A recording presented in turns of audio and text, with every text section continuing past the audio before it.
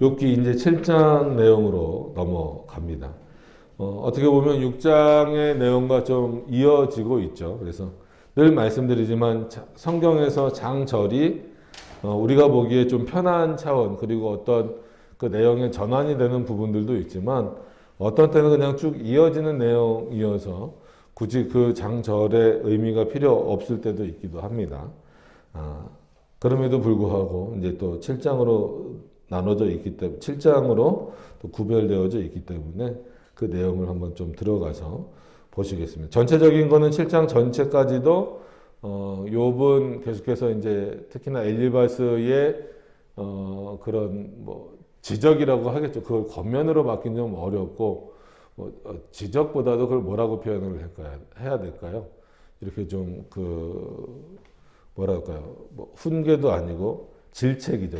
질책하는 그런 모습들을 향하여서 그런 내용들을 듣고 약간 자기의 감정도 폭발하고 또 그런 상한 감정의 내용들이 나오다 보니까 자연스럽게 엘리바스를 향하여 하는 표현 같지만 결국은 하나님께 대한 불만 아니면 그 하나님께 대한 사고에 대해서 미처 이제 깊이 있는 내용으로 자기가 지키려고 했던 그런 내용들을 잘 지켜나가지 못하는 그런 모습들을 보이게 됩니다. 그래서 욥이 당한 그 고난은 참 처참하기도 하고 우리가 이제 예를 들 때 참 극단적인 예를 든다 이런 표현을 드는 것처럼 욥의 상황은 그런 차원에서 그렇게 아주 극단으로 지금 흘러가고 있어요. 그래서 어느 누구든지 욥과 같은 입장에 있으면 욥보다 더하면 더했지 아마 욥보다 덜하진 않았을 거다라고 하는 게 많은 사람들의 생각이고 저도 그렇습니다. 그럼에도 불구하고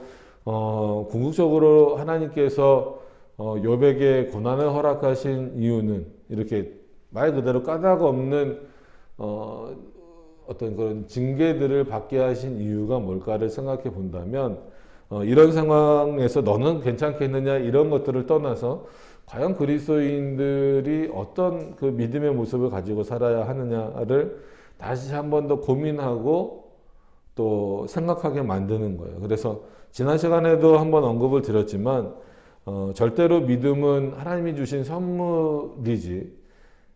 물론 그 믿음을 이제 하나님이 주신 믿음을 우리가 더 성장시키고 또 그 믿음 안에서 우리의 모든 삶의 내용들이 변화되어져 가고 더 하나님의 말씀대로 가까워져 가는 것은 분명한 사실입니다. 그래서 우리가 구원의 서정이 굉장히 중요하다라고 말씀드리는 이유도 거기 있습니다. 단순히 예수님이 우리를 구원하셨다. 반대로 우리가 예수 그리스도를 믿으면 구원 얻는다. 그러니까 이 정도 차원이 아닙니다. 물론 우리가 그리스도를 믿는 것은 천국 가는 게 목적이지만 천국 가는 목적이 생긴 것도 우리 안에서 생겨난 것은 아니란 말이에요. 하나님께서 믿음을 선물로 주셨기 때문에 우리가 이 땅에서 그냥 우리의 삶이 끝나는 게 아니구나. 아니면 막연하게 이 땅 말고 어떤 다른 세상이 있겠지. 우리 죽음 위에 뭔가 있겠지. 그런 어떤 막연함이 아니라 분명해진 거예요. 우리가 죽음 이후에는 하나님의 나라라고 하는 그 영광스러운 나라에 들어가게 되었구나. 근데 그거는 우리가 요청한 적도 없었고 우리가 알지도 못했고 그 다음에 우리의 능력으로는 갈 수도 없는 곳이었다라고 하는 것을 우리가 기억한다면 이 땅에서 이런 연약함이나 어려움들의 모습들이 닥쳐올 때 우리가 더 분명하게 붙잡아야 하는 대상이 누군가를 다시 한 번 더 기억할 수밖에 없다라고 하는 것입니다. 그러니까 이런 욥도 결국은 이 땅에서의 고난과 어려움이 굉장히 힘들죠. 그랬을 때 차라리 그럼에도 불구하고 나는 영광스러운 거란 하나님의 나라를 바라봅니다. 물론 이런 고백이 있었으면 참 좋았겠지만 어떻게 보면 이 땅에서의 어려움과 힘듦으로 인하여서 하나님이 우리에게 영원히 주신 그 영원한 안식에 대한 내용들이 잊혀져 갈 때가 많이 있습니다. 이것은 욥뿐만이 아니라 우리들의 삶에 있어서도 그래요. 그래서 종교개혁자들도 그렇고 바울도 말씀해서 그런 것처럼 구원 자체의 의미도 굉장히 큽니다. 그죠? 구원이 없다거나 구원 자체의 의미를 무시하거나 하는 거는 그거는 기독교의 모습이 아닌 거죠. 그리스도를 온전히 믿는 모습도 아니고. 그럼에도 구원보다도 구원의 서정에 더 중심을 두고 무게를 두고 더 의미를 부여하는 이유는 하나님께서 우리를 에베소에 있는 말씀처럼 거룩하고 흠없는 존재로 만들어 가시겠다라고 하는 거예요. 물론 천국은 가장 좋은 상태로 우리가 변화되는 것이긴 하지만 이 땅에서도 거듭난 자들, 즉 하나님께서 택하시고 부르시고 거듭나게 하시고 의롭게 하신 자들을 그렇게 그 구원의 길을 만들어 가시는 것은 그 구원의 서정을 통하여서 우리의 믿음이 더욱더 거룩하고 견고해지기를 원하신다라고 하는 그런 차원입니다. 그래서 늘 말씀드리는 것처럼 구원은 우리가 어떻게 할 수 있는 문제가 아니에요. 그 구원의 서정도 분명히 우리가 걸어 나가는 길이지만 그것도 우리의 능력으로는 불가능합니다. 오직 전적으로 하나님께서 자신의 백성을 이끌어 가시는 그런 내용이 있어야 된다라고 하는 겁니다. 그러니까 이런 말씀을 오늘 드리는 이유도 뭐냐면 욥은 어떤 의미에서 보면은 말 그대로 욥도 그런 구원의 서정의 단계를 다 거쳐고 있는 거겠죠. 그래서 그 부르심에 순종하고 또 그가 거듭났다라고 하는 것도 부정할 수 없고 정말 날마다 하나님 앞에 제사드리고 예배드리고 그 하나님을 경배하고 입술로도 마음으로도 그 하나님을 원망치 않고 하나님에게 죄를 짓지 않기 위하여서 애쓰는 그의 삶의 내용을 놓고 보면 그는 어떻게 보면 성화의 삶을 잘 걸어가고 있는 거예요. 그러니까 그렇게 성화의 삶을 잘 걸어가다가 이런 어려움을 당했습니다. 그랬을 때 지금 욥은 다시금 어떤 마음으로 빠져드냐면 마치 그 믿음이 없는 모습처럼 그 믿음이 연약한 자의 모습처럼 돌아가고 있다라고 하는 거죠. 그러니까 그런 차원에서 과연 구원의 서정에 있어서 인간의 역할이 뭘까라고 했을 땐 결국은 어떻게 들으실지 모르겠지만 인간의 역할은 만약에 있다라고 한다면 오히려 구원의 서정을 방해하는 내용들로만 가득 차 있다라는 거예요. 그러니까 인간 안에서 나오는 것들로 만약에 구원의 서정을 뭘 하겠다라고 한다면 그거는 하나님의 영광스러운 그 길을 쫓아가는 것보다는 오히려 그 길을 망치는 일이 훨씬 더 많다라고 하는 거예요. 그래서 또 말씀드리지만 우리가 믿음을 자랑할 수 있느냐라고 했을 때 믿음은 자랑거리가 아닙니다. 감사와 은혜로 받아들이는 거지. 근데 많은 사람들이 자기 믿음을 자랑하려고 해요. 그리고 누구에게나 참 믿음 좋습니다. 그런 말 듣고 싶어 하잖아요. 그래서 어린아이들이 마치 칭찬받기 위해서 부모에게 잘하듯이 아니면 학교에서도 잘하듯이 그게 참 마음을 열어봐야 알겠지만 자기가 정말 그 일을 하고 싶고 좋아서 하는 경우도 있지만 내가 이런 일을 함으로 인하여서 인정받겠지, 칭찬받겠지. 왜냐하면 인정받고 칭찬받으면 좋잖아요. 나에게 유익이 있잖아요. 그러니까 이게 그냥 그 일이 기쁘고 좋아서 칭찬이나 나에게 유익이나 이런 거를 생각하지 않고 예를 들어서 저희 어렸을 때처럼 아버지 구두 닦아주면 50원 줄게 이런 얘기들 많았었는데 10원 줄게 50원 줄게 100원 줄게 정말 그냥 내 아버지니까 아침에 출근하시기 전에 그냥 구두를 닦는 거예요. 10원이나 50원이나 100원이란 보상을 기대하지 않고 닦는 경우도 있을 거예요. 근데 한편으로는 어떤 그런 교육도 있고 그렇겠지만 내가 이것을 이렇게 했을 때 나에게 오는 보상이 한마디로 쏠쏠하거든요. 그러니까 닦는 거예요. 시간을 내서. 근데 어느 순간부터 예를 들어서 아버지 구두를 닦았는데 지금으로 하면 1,000원 준다, 5,000원 준다, 10,000원 준다. 그러면 이게 벌써 쏠쏠하잖아요. 근데 어느 순간부터 안 줘요. 생각해 보면은 줄 이유가 없거든요. 받을 이유도 없고 이미 아버지의 구두를 닦는 것보다 그 아버지로부터 받은 내용이 더 많아요. 그죠? 먹고 사는 것, 자기가 삶의 울타리를 그 부모로부터 얻는 것, 이게 훨씬 많아요. 근데 그 아이는 그런 것들은 생각 안 하고 그 부모로부터, 그 아버지로부터 가정의 울타리가 있게 되고 밥을 먹게 되고 교육을 받을 수 있는 여러 가지 것들을 제공받는다라고 하는 것, 삶을 유지할 수 있는 것을 제공받는다라고 하는 것은 별로 의미가 없는 것으로 여기고 마치 그거는 그냥 원래 있는 것처럼 당연한 것처럼 여기고 내가 어떤 작은 일을 한 것에 대해서 큰 보상을 기다리고 그 보상이 없을 때에는 부모님은 날 사랑하지 않나 봐. 왜 이걸 안 해주지? 이런 논리로 가게 되는 거예요. 왜 그러냐면 그 마음 가운데 어떤 마음이 있기 때문에 그래요? 순수하게 이거를 그냥 해야 되겠다는 마음이 아니라 이것을 했을 때에 나에게 오는 유익이 뭘까를 생각하기 때문에 그래요. 이미 받은 것을 생각하지 못하는 거예요. 그러니까 우리가 하나님 앞에서도 마찬가지예요. 여러분, 하나님이 우리에게 눈에 보이는 것을 아무것도 주시지 않아도 우리는 이미 정말 풍성한 은혜를 누리고 있다라고 우리는 입술로는 말해요. 실제로도 그렇습니다. 그죠? 어떤 것과도 비교할 수 없는 영원한 구원을 우리는 얻었잖아요. 예수 그리스도를 통해서. 그리고 이 땅에서 그냥 존재한다라는 것만으로도, 살고 있다라는 것만으로도 우리는 하나님으로부터 엄청난 은혜를 받고 있는 거예요. 삶이 유지되고 있다라는 거. 이런 산소가 아무리 있다고 하더라도 이 산소를 이렇게 들이키고 할 수 있는 어떤 몸의 상태, 환경 이런 내용들. 근데 이거는 당연한 것으로 여겨요. 당연하지 않습니다. 하나님이 주시는 은혜예요.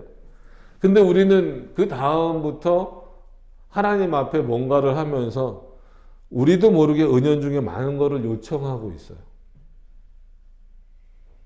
원래 정말 진짜는 하나님에게 요청할 수 있는 마음을 주신 것도 하나님이시다라고 하는 것을 깨닫는 게 진짜고, 하나님이 우리를 존재케 하시고 우리를 유지시켜주는 그 은혜가 더 크고 본질적인 것임에도 불구하고 우리는 기도하라고 했더니 그 기도를 통해서 뭔가 자꾸 얻어내려고 하는 거예요.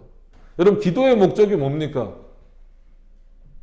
아주 포장을 많이 해놨어요. 뭐 하나님과 대화하는 거다, 뭐 하는 거다. 아니, 기도는요, 내 뜻을 관철시키는 게 아니에요.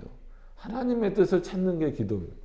연약한 인간, 부족한 인간이 하나님의 뜻을 정확하게 알 수 없잖아요.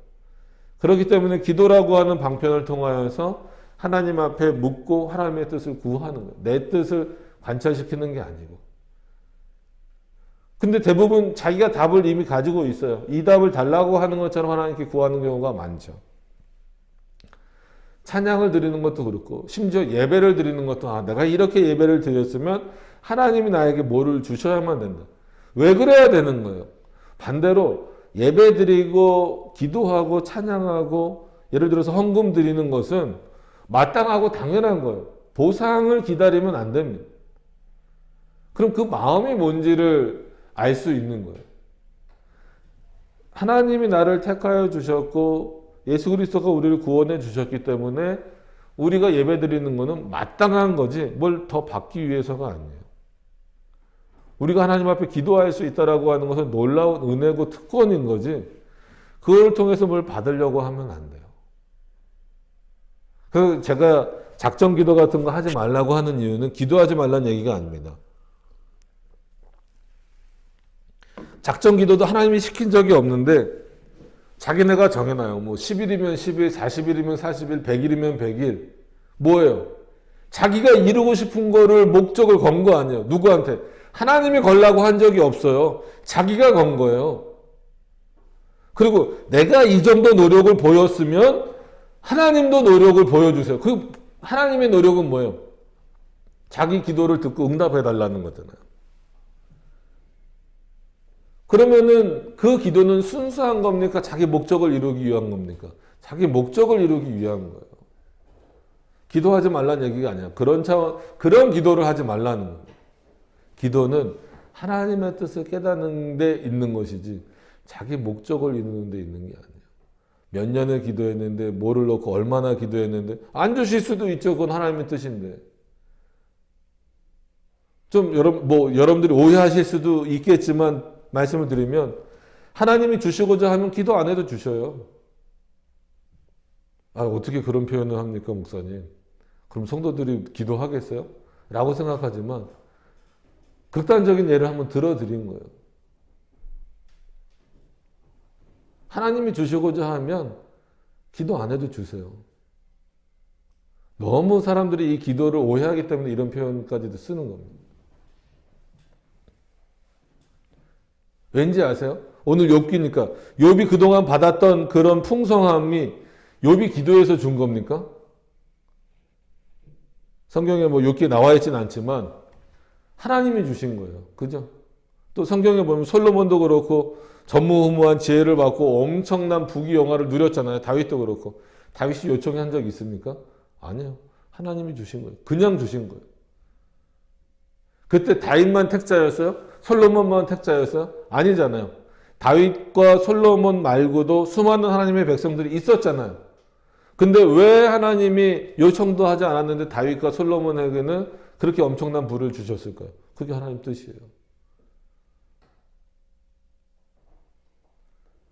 우리가 구하는 것만 주신다라고 한다면 우리는 하루 종일 하나님 앞에 구하고 있어야지 일할 시간도 없어요. 계속 기도해야지. 왜 이런 말씀을 드리냐면 결국은 욥도 오늘 내용에 와서의 그 내용은 내가 구하지 않은 것 그리고 구해봤자 무슨 의미가 있겠느냐는 그런 내용들이 많이 나오기 때문에 그래요. 자, 본문의 내용으로 들어가서 보시죠. 7장 1절에 세상에 있는 인생에게 전쟁에 있지 아니하냐. 그죠? 전쟁 같은 인생이죠. 욥도 말하는 거예요. 일상생활이 그렇습니다. 실제 어떤 그런 전쟁이라기보다도 참 어렵고 힘든 삶이잖아요. 그러니까 그 날이 품꾼의 날과 같지 아니하냐. 종은 저물기를 심히 기다리고 품꾼은 그 삭슬 바라나냐. 그죠? 전쟁에 있는 사람들, 물론 밤에 뭐 기습전도 일어나고 그러지만 어쨌거나 전쟁하다가도 밤에는 쉴 수 있잖아요. 품꾼들은 뭔가를 삭슬 받는 시간이잖아요. 빨리 이 날이 저물기를 바라는.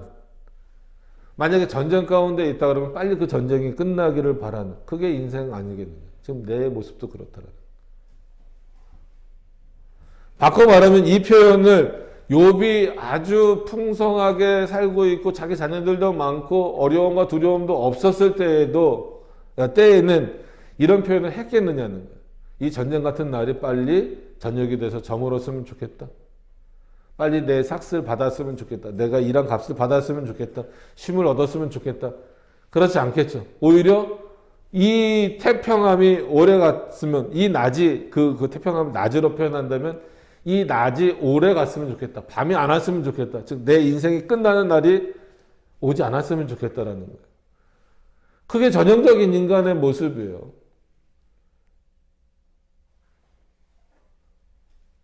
우리의 인생도 뭐 짧게 산 분도 있고 오래 산 분도 있지만 기쁘고 좋은 일들이 많이 생길 때는 이 일이 멈춰지지 않았으면 좋겠어요. 계속됐으면 좋겠어요.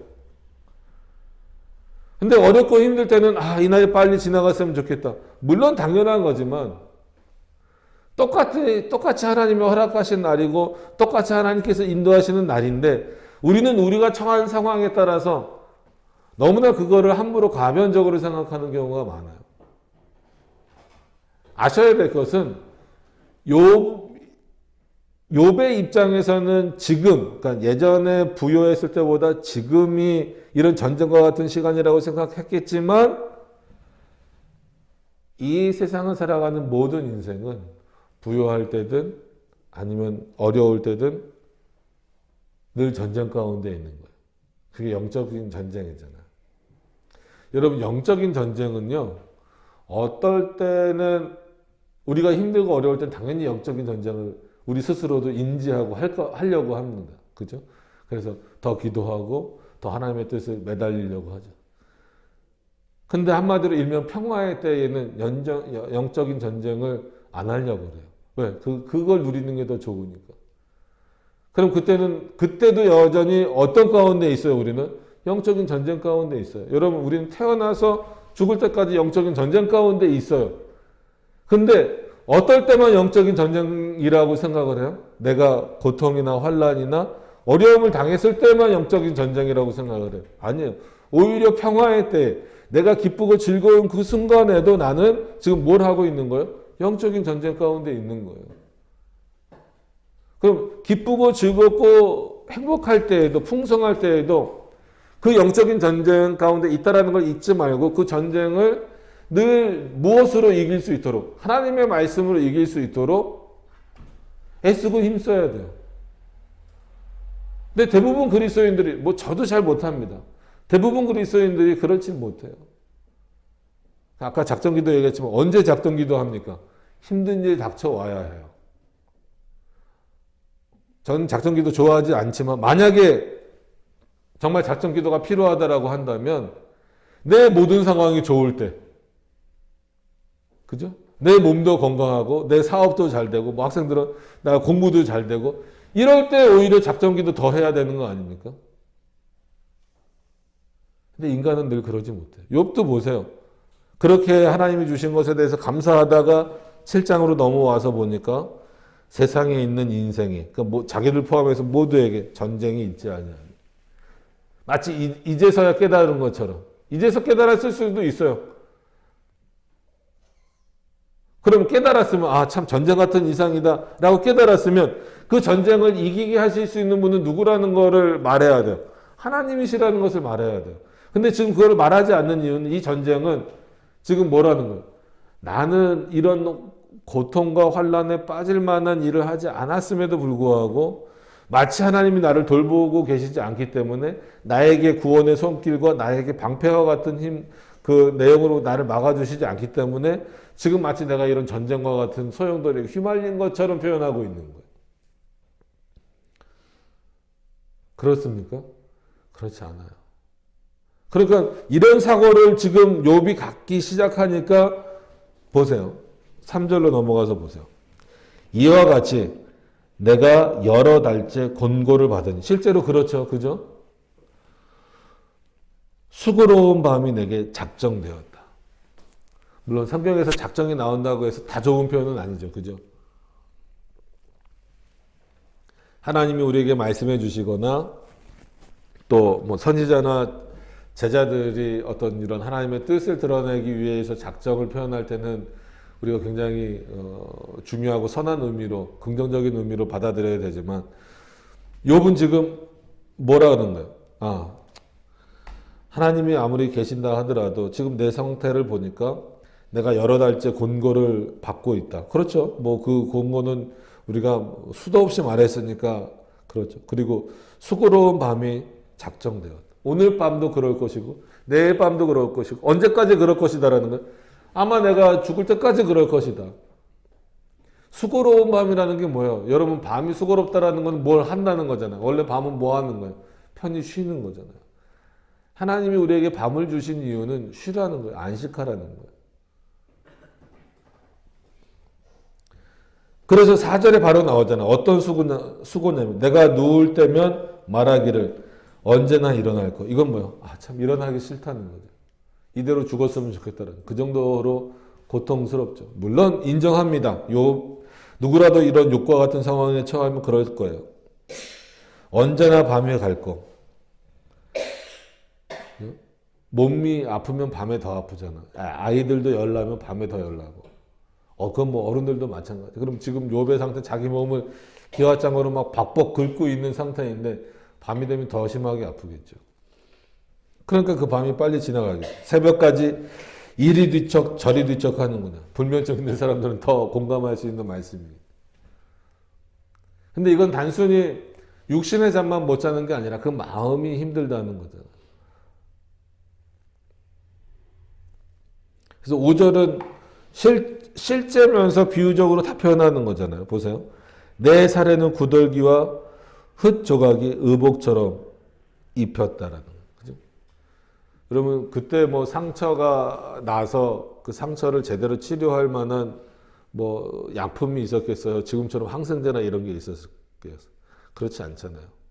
그럼 가끔 이렇게 노숙하는 분들이나 이런 분들이 어떻게 해서 뭐 이렇게 응급실에 오게 되면 상처가 아주 그 심한 경우가 있잖아요. 그럼 그 경우에는 거기에 진짜로 구더기가 끼거나 벌레들이 득실하는 경우가 있어요. 아파도 뭐 처리를 못 하는 거죠. 그런 거 보면 그 고통이 얼마나 큰지는 알 수 있겠죠. 그리고 기와장은 그러니까 당연히 흙 조각이 그 살에 막 뒤 엉켜 있겠죠. 막 그 막 물집도 잡히고 막 그 막 고름도 나오고 얼마나 처참합니까? 내 살에는 구더기와 흙 조각이 의복처럼 입혔고 내 가죽은 그러니까 이 뭐 피부겠죠. 합창되었다가 갑자기 합창이 나오니까 우리가 그냥 단어로서 알고 있는 합창은 마치 어떤 여러 사람이 함께 노래 부르는 뭐 그런 건데 그런 합창이 아닙니다. 그러니까 한문적인 표현이어서 보면 이거 합창은 이렇게 딱 여러 가지 여러 겹으로 막 붙였다라는 의미예요. 그러다 보니까 뭐든지 여러 겹으로 붙이면 어떻게 됩니까? 단단해지잖아요.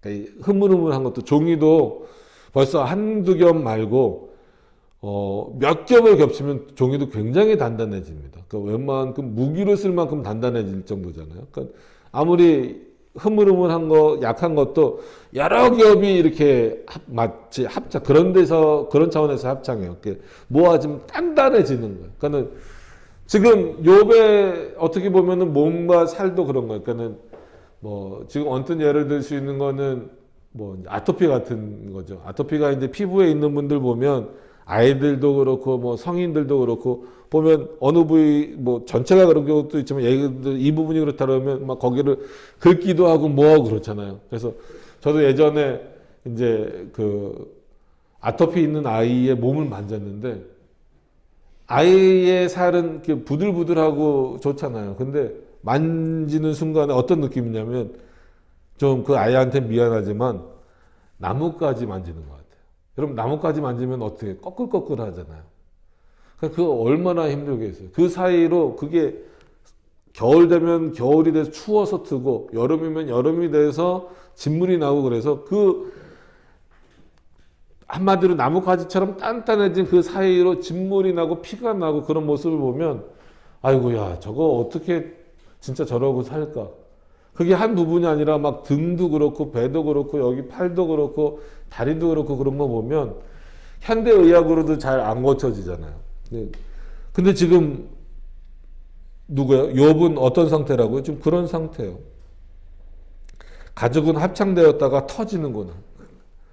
단단해진 게 이제 견디지 못하면 터져서 고름이나 피나 뭐 이런 게 더 나오겠죠. 지금 내 상황이 이렇다. 내가 이런데 뭐를 하나님 앞에 한마디로 요청하겠고 또 요청한 대로 하나님 들어주시겠느냐. 그리고 나는 지금 내가 왜 이런지 모르겠다라는 거죠. 그리고 6절에 나의 날은 배틀의 북보다 빠르니 그러니까는 아주 그냥 뭐 손살같이 지나간다라는 거예요. 소망이 없다라는.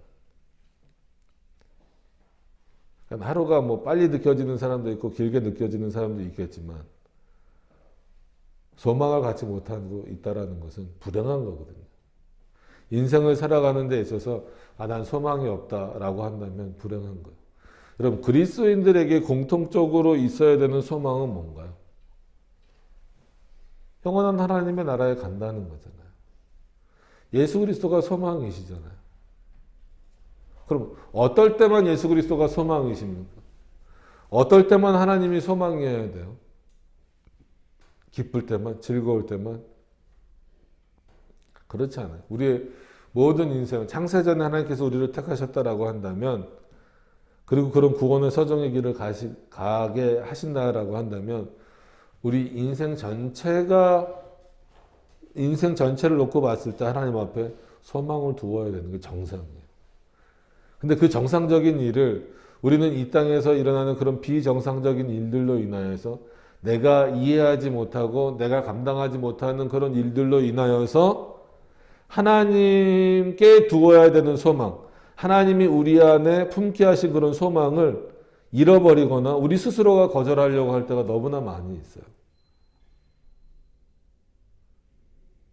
그래서 예를 들면 저희도 지금 아버지가 요양병원에 계신지 뭐 이제 몇 년씩 계신 분들한테는 죄송하지만 어쨌거나 저희가 생각했던 것보다는 굉장히 오래 걸려요. 6개월 정도 되고 있어요.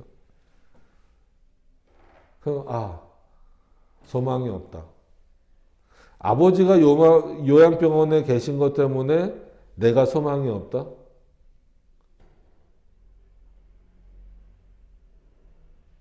그거는 하나님 앞에서 과연 옳은 표현일까? 아니면 거꾸로 내가 뭐 요양병원이나 그런 병원 신세를 오래 진다고 해서 아 나는 소망이 없어. 지금 내 상황을 보니까 이건 뭐 죽을 날만 기다리고 있는 거지. 내가 지금 무슨 소망이 있어. 아파 죽겠는데 잠도 잘 못 자겠는데.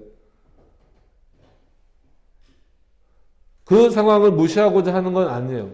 근데 그것 때문에 어떤 소망, 그리스도인들이 어떤 상황에서든지 놓치지 않고 갖고 있어야 될 소망을 이 땅에서 일어나는 일들 때문에 포기되어지는, 그리고 그것을 소망이 아닌 것처럼 여기게 되어지는 일들이 많다라는 거예요. 욥이 가지고 있는 소망은 뭐였어요? 하나님 앞에서 의로운 게 그의 소망이고, 하나님 앞에 늘 그 의로움을 유지하고 살기 위해서 살았던 거예요. 근데 지금 욥은 그거 자체가 다 부족. 그게 무슨 소용이 있는? 내가 의롭게 살았는데 결과가 지금 뭐냐? 나는 지금 소망이 다 끊어져 버렸다. 그거예요.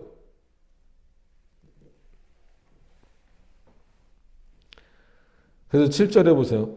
내 생명이 한 호흡 같음을 생각하옵소서. 이건 그만큼 짧다라는 거잖아요. 인생이. 그죠? 하나님 앞에 놓고 보면 우리의 인생은 굉장히 짧죠. 사람마다 숨 쉬는 게 다르지만 한 호흡은 이거잖아요. 인생이 이 정도로 짧다는 거예요. 그죠? 뭐 애들이 자기 얘기하는 거 별로 안 좋아하는데 우리 둘째도 벌써 10살이요. 그죠? 저희 어머니 80인데 83분 앞에서 10살짜리 벌써 10년을 살았네 이러면 달력보면 벌써 4월달이네. 여러분 참 빨라요. 그죠? 2022년도도 엊그제 시작한 것 같은데 벌써 이제 벚꽃 피는 4월이 됐잖아요. 그죠? 이제 우리 두 아들들은 다음 달 있는 어린이날은 이제 엄청 기다리고 있을 겁니다. 어제도 세고 있더만요. 며칠 남았는지. 그게 소망이죠. 5월 5일 지나가면 이제 자기 생일이 또 소망이에요. 그날이 빨리 오기를. 그러니까 그 좋은 것만 소망이라고 생각하는 거예요. 거기까지 가는 삶의 과정들이 얼마나 놀라운 하나님의 은혜가 없이는 되지 않는가에 대해서는 생각하지를 못하는 거예요. 만약에 5월 5일 날이 됐는데 제가 선물을 안 사줬어요. 야, 지금 뭐 어려워, 힘들어, 돈 없어. 그래서 선물을 안 사줬어요. 그러면은 쟤는 뭐가 무너지는 거예요? 소망이 무너지는 거예요. 근데 생각해 보세요. 그 전까지 먹고 산 것에 대해서, 즐겁게 산 것에 대해서는 그 5월 5일 날 선물 하나 못 받은 것 때문에 이전에 받았던 그 모든 은혜와 이런 내용들은 다 무너져 버리는 거예요. 이게 인생이에요. 이게 인생. 이 인생을 그대로 그냥 받아들이는 것은 하나님 앞에 옳지 않은 거예요.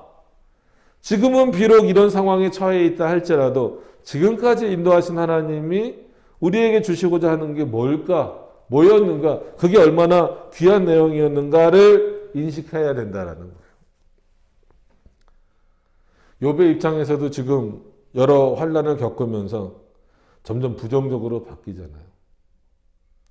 부정적인 생각이 더 깊이 들어가잖아요. 그러니까 그 부정적인 생각이 얼마나 깊이 들어가면 내 생명이 한 호흡 같다. 두 호흡도 아니에요. 하는 이 호흡 정도라는 거예요. 나의 눈이 다시 복된 것을 보지 못하리라. 자기가 단정해요. 자기가 이제는.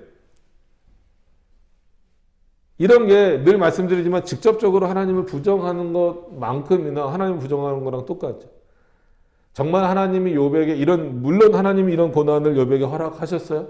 그때는 분명히 뜻이 있는데 그 뜻을 발견하기보다도 자기 처한 상황으로 인해서 자기가 판단해 버리는 거예요. 지금 나의 모습을 보니까 옛날에 그 부귀영화는 이미 다 지나갔고 그렇기 때문에 난 소망이 끊어졌고 아무리 좋은 것이 내 눈에 보인다 할지라도 난 그거 보지 못하고 아마 죽을 것이다. 왜? 내 인생은 이제 너무 마치 짧은 것처럼 표현하지만 뭐 길든 짧든 그런 의미보다도 나는 그거를 내 앞에는 다시 못 볼 거다. 지금 내 상황을 놓고 보니까 빠져나갈 구멍도 없고 회복될 만한 내용도 없으니 내게 무슨 복이 있겠는가. 진정한 복 대신, 그래서 우리가 오늘 레위기 읽은 것처럼 그래서 그런 말씀을 어렵고 힘들 때마다 주문처럼 외우시라는 얘기는 아니고 반복적으로 기억을 하셨으면 좋겠어요. 뭐라고요? 나는 너의 하나님이 되고 너희는 나의 백성이 된다. 어느 순간에도 잊어버리시지 마세요. 기쁠 때나 즐거울 때도 이렇게 기쁨과 즐거움을 주신 하나님이 나의 하나님이시구나. 난 그의 백성이구나. 내가 그분 안에서 이런 기쁨과 즐거움을 누리는구나. 때로는 내가 어렵고 힘든 이런 고난의 상황에 또 생각지도 못한 상황에 처했다 할지라도 이런 상황 가운데에서도 하나님은 나의 하나님이 되셨고 나는 그의 백성이 되었기 때문에 하나님만 의지하여서 이런 어려움들을 잘 이겨나갈 수 있겠구나. 이런 신앙이 우리 안에 있어야 돼요. 근데 욥조차도 이런 믿음이 이런 모습에서 흔들리는 모습을 보이잖아요. 8절에 보세요. 나를 본 자의 눈이 다시는 나를 보지 못할 것이고. 너네도 마찬가지다. 나는 이제 희망이 없어. 주의 눈이 나를 향하실지라도 내가 잊지 아니하리라. 이럴 수 없잖아요. 그죠? 하나님이 우리를 보시는데 내가 없다? 하나님이 나를 보는데 내가 없다? 나에게는 하나님의 은혜가 완전히 끊어졌다. 이제 더 이상 그 은혜를 회복할 길이 없다. 자기 스스로가 냉소적으로 빠지잖아요. 누구를 향하여서?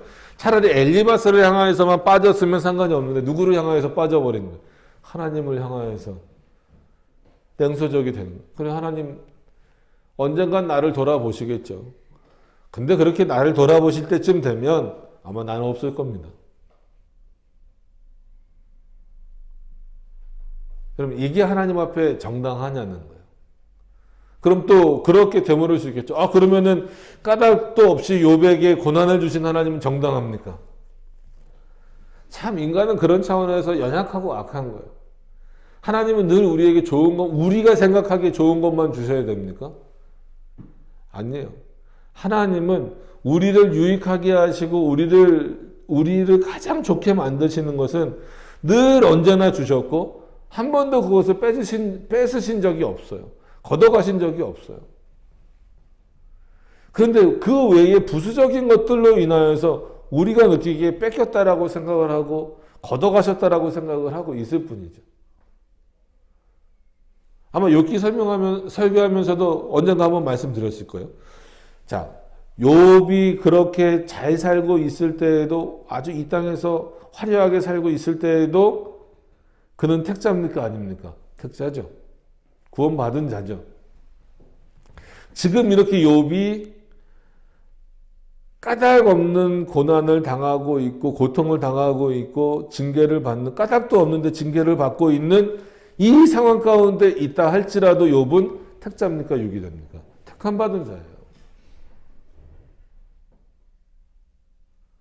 그 상황을 놓고 놓으면 완전히 바뀌었지만 그의 상태를 놓고 보면 바뀌지 않았어요. 지금 자기 스스로가 하나님으로부터 멀어졌다 떨어졌다라고 생각을 하고 있을 뿐이지 이런 고난을 당하는 중에도 욥에게는 어떤 은혜가 있는 거예요? 하나님의 백성이라는 창세전에 택함 받았다라고 하는 그 은혜가 여전히 있는 거예요. 그럼 우리는 인생을 살아가면서 우리도 마찬가지입니다. 기쁠 때가 있고 즐거울 때가 있고 아플 때가 있고 힘들 때가 있고 외로울 때가 있고 그러나 그 모든 것을 어떤 면에서 그 모든 것과 상관없이 늘 우리에게 한량없는 은혜를 베풀어 주시는 하나님이 계시다는 것. 그럼 이거는 부모 자식 관계도 넘어갈 수 없는 거고 부부 관계도 안 되는 거고 오직 하나님과 나와의 관계에서 우리가 확인되어져야 될 내용이 뭐냐면 그는 나의 하나님이시고 나는 그의 백성이다라고 하는 누구도 이것을 대신해 줄 수가 없어요. 인간은. 자, 욥의 내용을 조금 더 보시죠. 그렇게 주의 눈이 나를 향할지라도 내가 잊지 아니하리라 라는 말을 하면서 그 다음에 조금 더 극단적인 표현처럼 보이죠. 구름이 사라져 없어짐 같이. 그렇죠. 구름이 계속 있지 않죠. 내가 만약에 사라지면, 내가 죽게 되면 음부로 내려간다.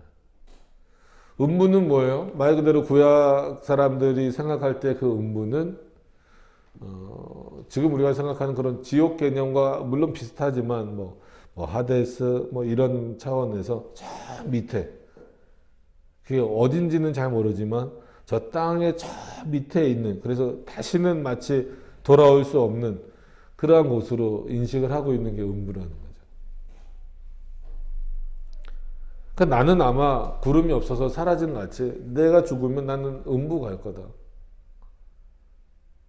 왜? 내 상황을 보니까 이건 하나님이 나를 버리시지 않고는 내가 이런 상황을 내가 처할 수가 없다. 근데 내가 뭘 잘못했길래 하나님이 나를 버리셔서 이런 상황이 됐는지 나는 이해를 못 하겠다는 거예요. 실제로 하나님으로부터 버림을 받았습니까? 아니잖아요.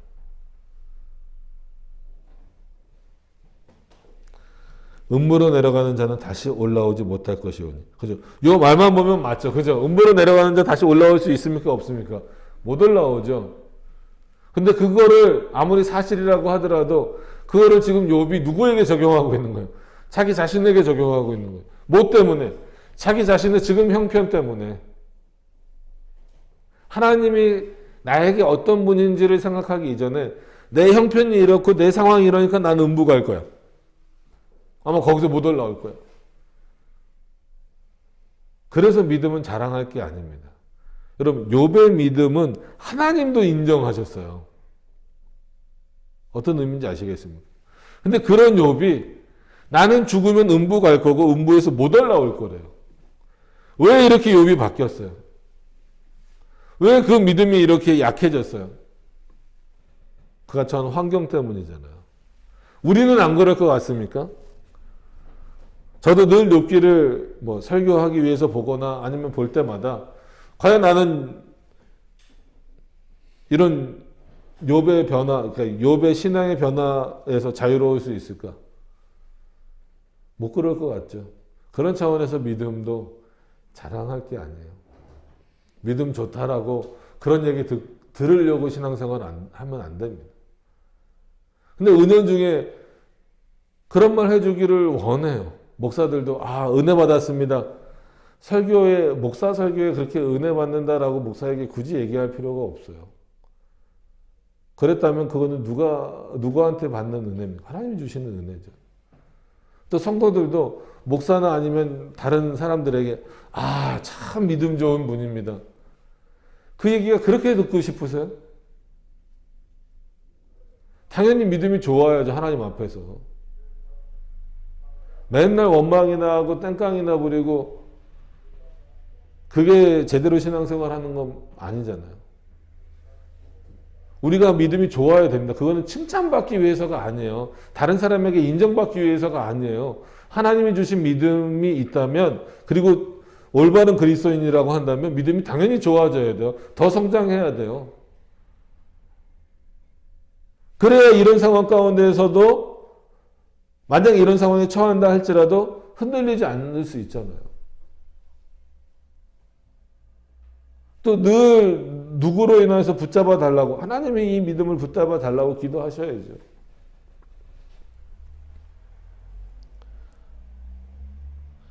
그래서 그는 다시 자기 집으로 돌아가지 못하겠고, 눈에 보이는 자기 집이겠지만 하나님의 나라로도 생각해 볼 수 있죠.